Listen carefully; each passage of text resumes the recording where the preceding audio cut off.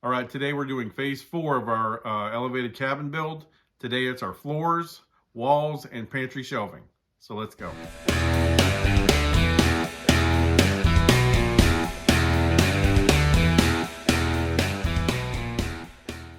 In previous videos, we covered our elevated cabin build from placing posts in the ground, building the deck, walls, bracing, and cantilever porch, as well as our corrugated tin roof install. This video will focus on our interior walls, floor installation, and painting, as well as our pantry shelving. You can find links to the previous video in the video description below. I want to explain to you what I'm doing here in this corner. We hung up 2 sheets of paneling, and it's that faux brick. I'm going to whitewash this. So I've mixed 2/3 paint to 1/3 of water and just getting it stirred to kind of a pretty runny consistency. One good thing about this, if you've added too much water, you can always adjust and put a little more paint. And I don't really measure. I just kind of estimate about how much I'm trying to get, that whitewashed look. So let me just show you what it's gonna look like. Let me get a little bit going, and you can see. And you're gonna do it thin. And just keep doing like that. You want some of that black showing through the wood, and you just keep thinning it out. You don't have to cover it really good.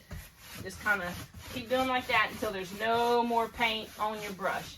Okay, so both of these panels have been whitewashed, and that's completely done.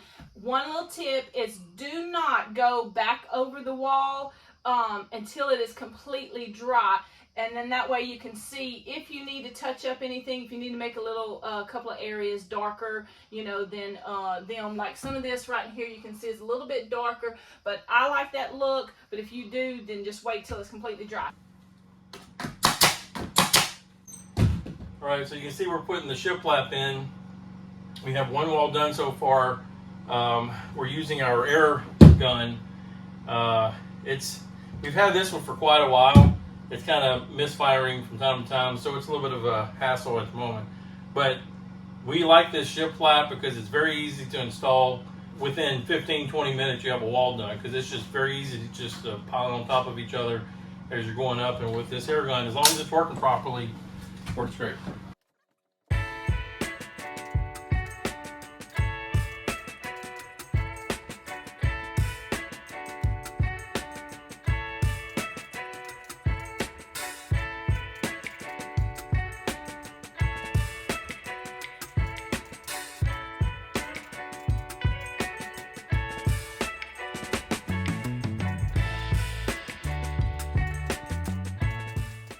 Okay, before we put this wall up, I wanted to show you, this is where we intend to put our television.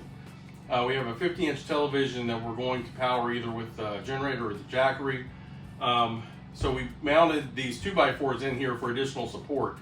You want to make sure you do that. Even though TVs now are a lot lighter than they used to be, you still want to have adequate support for the mount. We measured it to where, once we have the walls up, we know at 66 to 73 inches is where the support is. So you want to make sure you take a note of that whenever you're putting your wall up. Also, we don't have our floor in here yet, so that's going to change the measurement slightly, so just keep that in mind.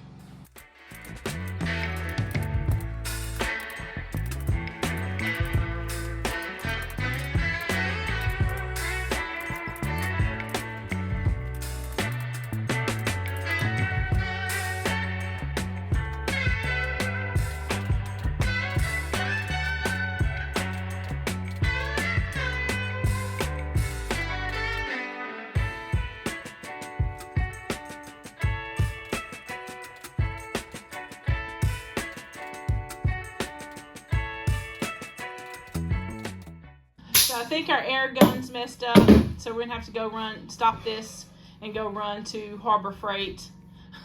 We bought it at Harbor Freight. It's been good for several years, so I'm not that mad about it. When we got it, it was about 30 bucks. Yeah. I looked this morning at Lowe's at the cheapest one, and it was 120. So we're gonna go visit Harbor Freight here in just a minute. All right, so we did go to Harbor Freight. We got our 2-in-1 air nailer stapler. was about $35. It's very similar to our previous one that we have, Banks, but we had no problems with the Banks for years. But it finally gave up the ghost, I guess. We have this all hooked up. I've put up one of the boards with it. Works great.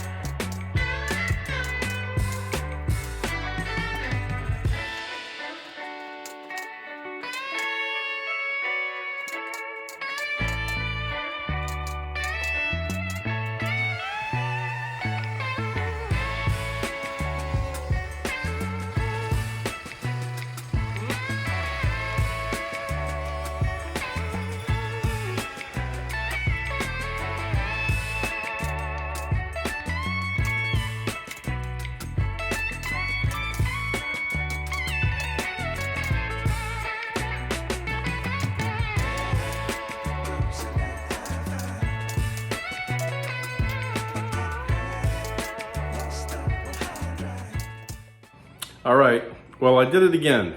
I got started on a project. I didn't start recording from the beginning, and now I'm probably 40% done with it. So let me show you what we're doing. So I'm putting down a wood floor. I'm using 1x8 by 12 boards. I'm cutting them as needed. They're fitting pretty well.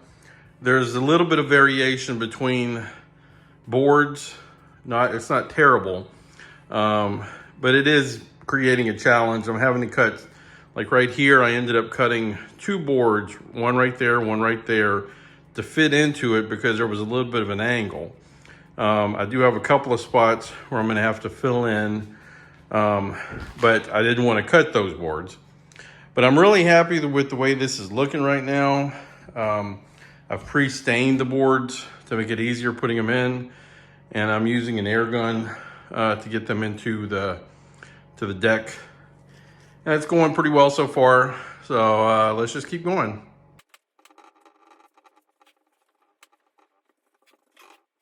So I'm wrapping up the staining of the boards we're using on the floor. It's about 30 degrees outside this morning. I got my little buddy going over here. It's much warmer in here than it is outside. All I'm doing is I'm using a small paintbrush, applying the stain that Cupcake wants for the floor color. And once I get done with it, I'm just gonna kind of wipe it off with a rag real quick, give it a chance to dry, and then put it on the floor. Apply the stain with a paintbrush, wipe it down a little bit, and it's looking good. And another thing, I don't know if there's a correct number of nails to put in your board. I'm trying to put them probably about every 10 inches or so, because I want to make sure this board is snug, and it's not the nails, the brad nails I'm using, you want to make sure too that you're putting enough pressure from the air compressor to put the nail completely into the board. What you don't want to happen is some of your nails to stick up slightly, because that's going to hurt if you step on them. I'm using some 1.5 inch and some 2-inch nails based on what I have available. It's working out pretty well so far. Another thing to keep in mind that I've noticed is I'm stepping on the board in most cases to make sure that it's snug, because like I said, there is a little bit of warping, a little bit of a bow sometimes in the board. So I'm stepping on the board to make sure I have it as snug to the floor as possible whenever I'm putting the nail in. Because what happens too, and what I'm finding here, once it's down and I walk over it, sometimes it'll pop where it's actually going to the floor. Where whenever I put the nail in, it had it fairly snug, but there was a little bit of a gap. So once you finish with your floor, walk on it quite a bit. Walk around. If you see any ridges between boards, see if you can step on it, get it to pop down, and then maybe put another nail or 2 in there to help keep it down. All right, so all the boards are in place for the floor. Let's take a look. think it turned out really well. See, I still got quite a bit in here, the jackery. I still got to put up that heater over there. Still got to get all this junk out of here. But the floor looks really nice. I'm pretty happy with the way it turned out.